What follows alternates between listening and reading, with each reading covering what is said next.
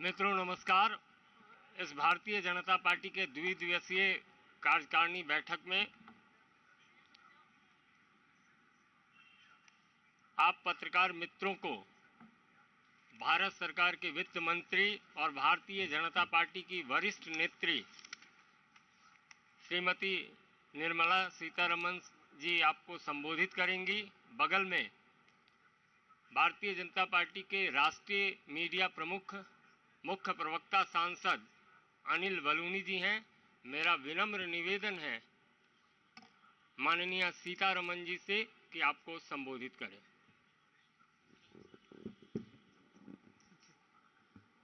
Namaskar, good evening.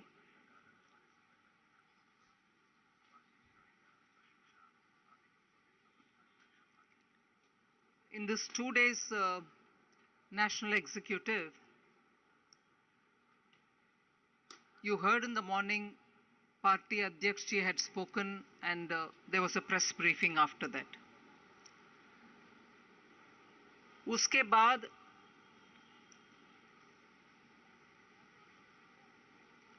चार states का उनके अपने अपने पार्टी एक्टिविटीज को कैसे प्रोग्रेस हो रहा है उधर उसके ब्रीफिंग हुआ। त्रिपुरा, नागालैंड, मेघालय, कर्नाटका, इन स्टेट्स का हमारे स्टेट पार्टी अध्यक्ष और कर्नाटका के चीफ मिनिस्टर, कर्नाटका के अध्यक्ष के साथ और त्रिपुरा के चीफ मिनिस्टर, त्रिपुरा के पार्टी अध्यक्ष के साथ रिपोर्ट किए। चार स्टेट से त्रिपुरा जहां चीफ मिनिस्टर और पार्टी लीडर, कर्नाटका जहां चीफ मिनिस्टर और पार्टी प्रेसिडेंट, और नागालैंड और मेघालय, चारों का स्टेट्स का रिपोर्टिंग हुआ। उसके बाद टी ब्रेक के साथ आधा पौना घंटे के बाद जब दोबारा सब मिले, पॉलिटिकल रेसोल्यूशन का चर्चा शुरू हुआ। मतलब पॉलिटिकल रेसोल्यूशन का प्रस्तावना किरण रिजिजू जो लॉ मिनिस्टर हैं वो प्रस्तावना रखे और उसको अनुमोदन करने के लिए deputy chief minister of Uttar Pradesh Keshav Prasad Maurya ji उसका अनुमोदन किए। साथ में दूसरे अनुमोदन भी हुआ deputy chief minister of Karnataka Govind Karjol ji, वो भी। एक प्रस्ताव किरण रिजिजू के द्वारा पॉलिटिकल रेसोल्यूशन और उसका अनुमोदन करने के लिए दो डिप्टी चीफ मिनिस्टर्स, एक उत्तर प्रदेश का deputy chief minister Keshav Prasad Maurya जी और दूसरा गोविंद करजोल जो डिप्टी चीफ मिनिस्टर कर्नाटका। इस प्रस्ताव में एक बहुत अहम मुद्दा, एक्चुअली 9 मुद्दा डिटेल चर्चा हुआ ऑन 9 डिफरेंट इश्यूज। डिटेल चर्चा हुआ मतलब प्रस्तावना रखने वाला मंत्री किरण रिजिजू जी ही उसको डिटेल में उसके ऊपर बात किए 9 अंश को लेकर के। उसमें सबसे पहला मैं आपके सामने रखना चाहती हूं कि कैसे भारत के विपक्ष में बीजेपी और मुख्यतः प्रधानमंत्री जी के खिलाफ नेगेटिव कैंपेन करना और उसमें एकदम हल्के भाषा में या अब्यूसिव लैंग्वेज के साथ, नेगेटिव टोन के साथ प्रधानमंत्री जी को व्यक्तिगत नीचे दिखाते हुए भाषा के साथ बार बार जो नेगेटिव कैंपेन होते रहा, उन सब में लीगली कोर्ट एक के बाद दूसरा करके सुप्रीम कोर्ट तक मामला हर एक बार गया और सुप्रीम कोर्ट में हर एक बार उन 9 मुद्दे के ऊपर सुप्रीम कोर्ट के द्वारा नेगेटिव डिसीजन, मतलब ऑपोजिशन के खिलाफ डिसीजन जो हुआ, उससे ऑपोजिशन का कंप्लीट ये नेगेटिव कैंपेन को बार बार कोर्ट के द्वारा ऐसे जजमेंट के द्वारा उनको नकारते आए, ऑपोजिशन का नेगेटिव कैंपेन के ऊपर टीका टिप्पणी कोर्ट के द्वारा होते आए, क्रशिंग लीगल रिस्पॉन्स के द्वारा ऑपोजिशन को आज बेनकाब कर दिया, एक्सपोज कर दिया। वो 9 मुद्दे में सिर्फ आपको कोट कर रही हूं, जहां नेगेटिव प्रधानमंत्री जी के खिलाफ व्यक्तिगत अब्यूसिव लैंग्वेज के द्वारा नेगेटिव कैंपेन जो ऑपोजिशन बुनियाद आरोप लगाकर चला, उन सब में हर एक में कोर्ट के, सुप्रीम कोर्ट के द्वारा नकारते हुए ऑपोजिशन के टीका टिप्पणी हुआ है। पेगासस उस स्पाईवेयर के मामले में पीएम के खिलाफ नेगेटिव बातें बोलने के बावजूद इतने कोर्ट में बेस्ड ऑन एविडेंस जजमेंट सरकार की और प्रधानमंत्री के फेवर में आया, ऑपोजिशन का बेबुनियाद कैंपेन को नेगेटिव करवाया। सिमिलरली राफेल, ये एनफोर्समेंट तीसरी एनफोर्समेंट डायरेक्टरेट द्वारा मनी लॉन्ड्रिंग का केसेस चलाना और एनफोर्समेंट डायरेक्टरेट के ऊपर ही केसेस लगवाना और उसके ऊपर प्रश्न चिन्ह उठाना, इन सब के ये तीसरी। फोर्थ, सेंट्रल विस्ता के ऊपर कितने टीका टिप्पणी करने वाले, बेबुनियाद आरोप करने वाले ऑपोजिशन को सुप्रीम कोर्ट तक मामला गया और उधर सटीक जवाब मिला। और इकोनॉमिक बेसिस के ऊपर रिजर्वेशंस, वो 5वीं और 6ठी डीमोनेटाइजेशन। सो ऑपोजिशन हर बार पर्सनलाइज्ड कैंपेन और बेबुनियाद आरोप चलाते हुए आखिर जब मामला सुप्रीम कोर्ट तक गया, उनके बात साफ सुथरा हुआ। ये बात अच्छा विस्तार से प्रधानमंत्री जी का नीयत साफ है और उनके वर्चस्व ऐसे हैं, नॉन करप्ट लीडरशिप, देश के हित में काम करने वाले लीडरशिप, इसका एक बार अच्छा जिक्र हुआ और इसके ऊपर बातें हुई और प्रधानमंत्री जी को धन्यवाद किए कि ये इन 6 केसेस के ऊपर नेगेटिव कैंपेन को लीगली हम फाइट करके नकार दिया। सो अगर उसको एक विषय मानते हैं, मैंने बोला ये इकोनॉमिक पॉलिटिकल प्रस्तावना में 9 विषयों के ऊपर बात हुआ, मैं जल्दी उसको आपके सामने रखते हूं। Second most important issue is, आज ग्लोबल स्टेज में दुनिया भर में भारत की छवि इतना अच्छा है, इसमें माननीय प्रधानमंत्री जी के कोशिश के द्वारा, चाहे वो G20 हो, चाहे वो शंघाई कोऑपरेशन हो, चाहे वो शॉर्ट पीरियड का UN सिक्योरिटी काउंसिल का लीडरशिप क्यों ना हो, ऐसे करके हम प्रधानमंत्री जी का छवि और भारत के छवि, इसका रेस्पेक्टेबिलिटी और ब्रांडिंग अच्छा हुआ है। आपने शायद देखे हैं और नेशनल एग्जीक्यूटिव में भी इसका जिक्र सुबह भी हुआ, अभी किरण रिजिजू के बातों में भी हुआ कि बाली G20 समिट जो इंडोनेशिया के प्रेसिडेंसी में हुआ, उसमें जो बयान प्रधानमंत्री जी का था कि this is not an Ira for war, उसको उनके कम्युनिके में भी उसको कोट करके उपयोग किए उस समिट में। ऐसे आज भी वसुधैव कुटुंबकम को पूरे दुनिया में भारत से आए हुए एक लाइन को इंग्लिश में उसको one earth one family one future ऐसे करके सब लोग माना है। और UN रिफॉर्म्स के लिए जो बार बार प्रधानमंत्री जी बात करते हैं, इन सबको मान्यता अगर मिलता है, ये हमारे देश का प्रधानमंत्री जी का कोशिश के वजह से हुआ है। इसको नेशनल एग्जीक्यूटिव में पूरे रिकॉग्निशन मिले और प्रधानमंत्री जी को नेशनल एग्जीक्यूटिव इसके धन्यवाद कहते हुए उनको कंग्रेचुलेट भी किया। फिर विस्तार से गुजरात इलेक्शन का जीत के ऊपर अच्छा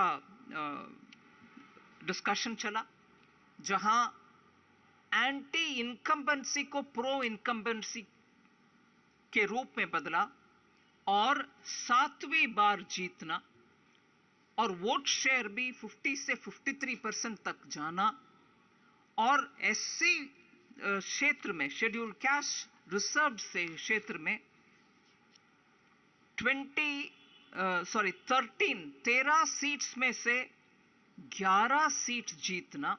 पिछले 2017 में 7 ही जीते हम, मगर अभी 11 में जीते हैं शेड्यूल कास्ट रिजर्व सीट्स में। और ट्राइबल सीट में 27 सीट्स में से 23 में हम जीत कर आए हैं, और जीतकर बीजेपी आ गए, मगर सेकंड पोजीशन में आए, उनसे हम डबल सीट जीत करके आगे बढ़े। सो सामान्य जीत नहीं है, एकदम हिस्टोरिक जीत है। डेटा के अनुसार देखने के समय इसका महत्व हमें समझ में आता है।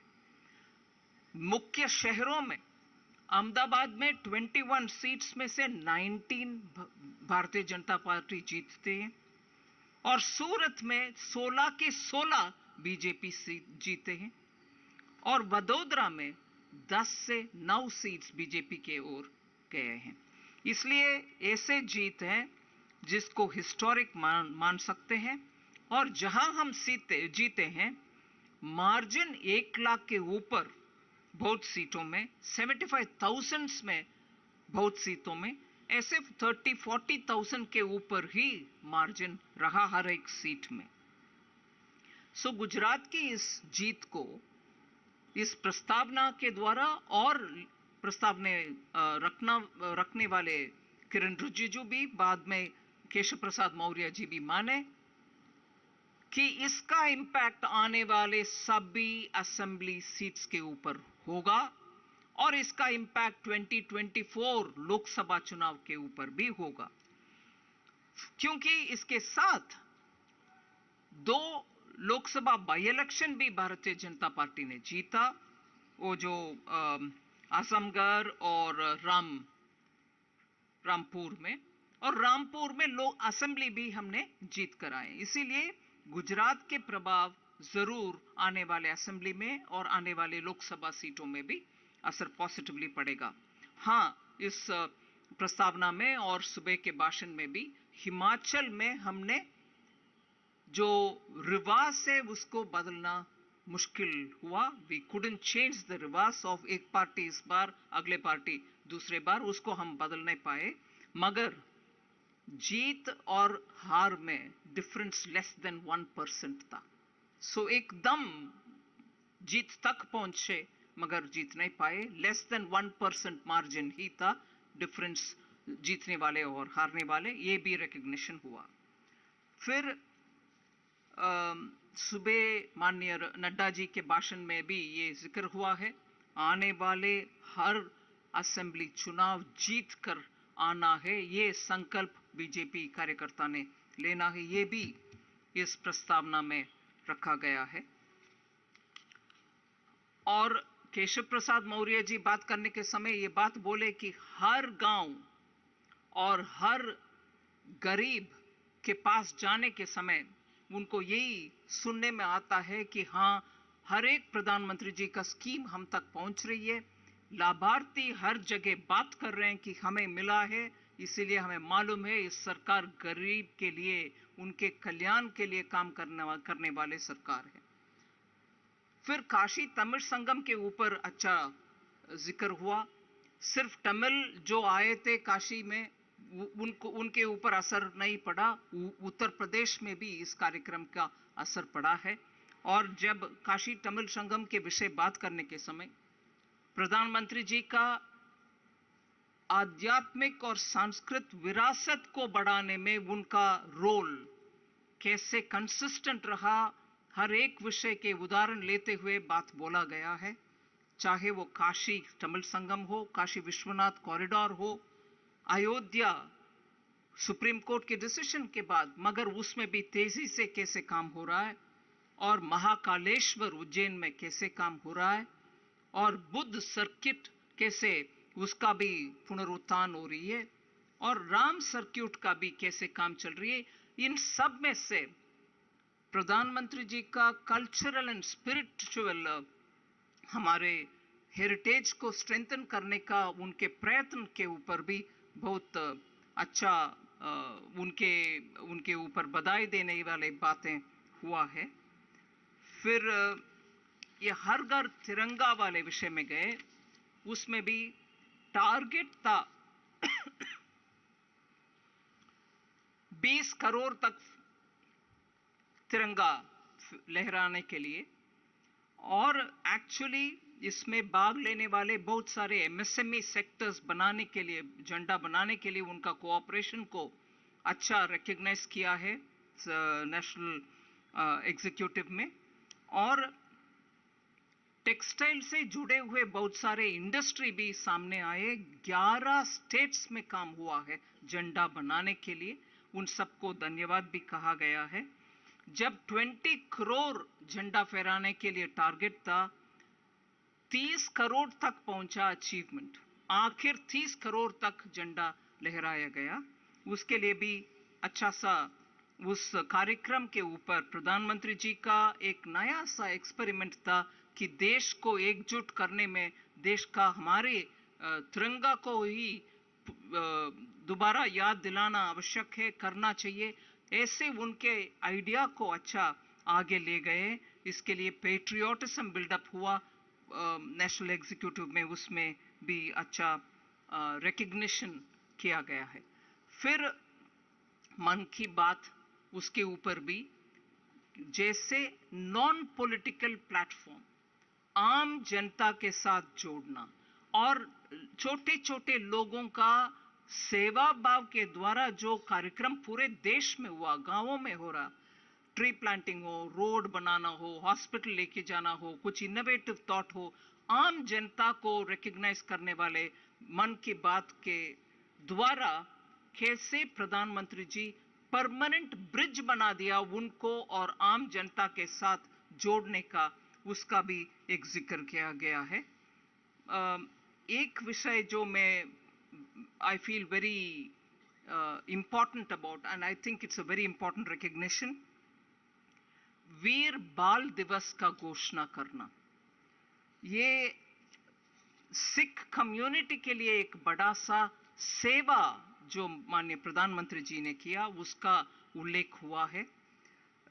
जहां इट वाज 9th जनवरी प्रकाश पर्व था दशम पीठा गुरु गोविंद सिंह जी का, उस समय ये घोषणा करना कि उनके सुपुत्र दो आई थिंक साहिबजादे बाबा वीर जोरावर सिंह जी और बाबा वीर फतेह सिंह जी, दोनों गुरु गोविंद जी के सुपुत्र जो बलिदान हुआ उनका, उनको याद दिलाने के लिए दिसंबर 26 को शहीद वीर बाल दिवस मनाने का घोषणा जो माननीय प्रधानमंत्री जी ने किया, उसके ऊपर एकदम हर्ष, हैप्पीनेस व्यक्त हुआ और पूरे नेशनल एग्जीक्यूटिव में उसका बहुत ही अप्रिशिएट किए हैं। लास्टली जो पहला बोला गया बात कि पूरे दुनिया में आज माननीय प्रधानमंत्री जी के एफर्ट के द्वारा भारत की छवि और भारत का इमेज, और G20 हो, G7 हो, SCO हो, UN के रिफॉर्म रिलेटेड मैटर हो, भारत की ओर दुनिया आजकल देख रही है। और उनके लीडरशिप जैसे वॉइस ऑफ द साउथ, पूरे ग्लोबल साउथ का, अफ्रीका, लैटिन अमेरिका, आइलैंड देश, उन सबको इकट्ठा करके उनके वॉइस सुनने का और सुनकर उन बातों को G20 में जब हमारे प्रेसिडेंसी चलेगा इस साल, उसमें voice of the south Bharat बनेगी, ऐसे एक आइडिया के साथ उनके साथ जो चर्चा गोष्ठी हुआ उसका भी जिक्र हुआ और उसके लिए प्रधानमंत्री जी को धन्यवाद किए। और ये इलेक्शन के, स्टेट असेंबली इलेक्शन के विषय में अध्यक्ष जी नड्डा जी के सेवा और उनका अनटायरिंग एफर्ट्स के ऊपर भी बधाई दिया। लार्जली पॉलिटिकल रेजोल्यूशन यही है। एक एक करके कोई यतीन्द्र टीवी 18।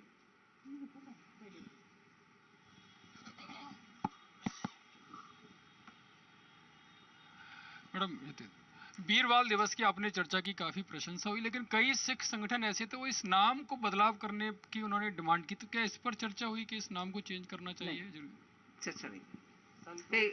छोटा सा करेक्शन, गोविंद करजोल जी सीनियर कैबिनेट मिनिस्टर, मैंने डिप्टी सीएम बोला, यूपी के डिप्टी सीएम, कर्नाटका के सीनियर कैबिनेट। निर्मला जी, प्रधानमंत्री ने पिछली बैठक में एक बार आह्वान किया था कि हमें सबका साथ और सबका विकास को मद्देनजर रखते हुए मुस्लिम और खासतौर से पसमानदा मुस्लिम की तरफ भी ध्यान देना चाहिए। तो इस बार भी क्या मुस्लिम समुदाय के लिए राजनीतिक प्रस्ताव में कुछ कहा गया है क्या? राजनीतिक प्रस्ताव में कुछ नहीं कहा गया। आमोद राय टीवी 9।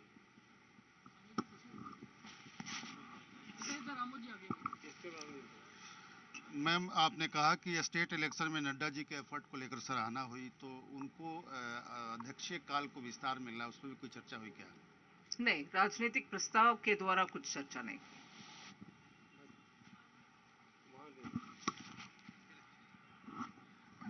क्या इस प्रस्ताव में महिला सुरक्षा इन सबको लेकर के भी कोई चर्चा हुई है? जिस प्रकार से 2024 में लोकसभा चुनाव है, तो उन सबको लेकर के? नहीं, उसके ऊपर चर्चा नहीं हुई। अनामिका रत्ना। कि नेगेटिव कैंपेन जो चलाया गया विपक्ष की तरफ से तमाम मुद्दों पर, एससी ने उन्हें लेट डाउन किया, तो जो उपलब्धियां रही और जो नेगेटिव ये क्रिटिसिज्म रहा, उनको उपलब्धियों को लेकर भी कोई आगे कार्यक्रम चलाने की बात हुई? उपलब्धियों को लेकर ऐसा कोई प्रस्ताव किया गया? नहीं, आगे इन दोनों विषयों के उठा करके कार्यक्रम के विषय में कुछ भी इस प्रस्ताव के द्वारा बात नहीं किया। विकास भदौरिया।